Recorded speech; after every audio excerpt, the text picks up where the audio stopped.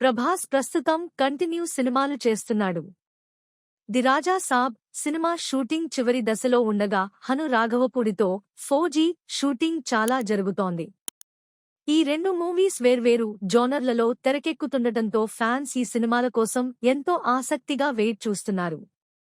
ఈ సినిమాల తర్వాత Prabhas next movie director Sandeep Reddy Vanga చేయనున్నాడు. స్పిరిట్ అనే టైటిల్తో ఈ సినిమాలో ప్రభాస్ ఓ పోలీస్ ఆఫీసర్ పాత్రలో కనిపిస్తాడు. అయితే ఈ సినిమాకు సంబంధించిన ప్రీ ప్రొడక్షన్ పనులు వేగంగా జరుగుతున్నాయి.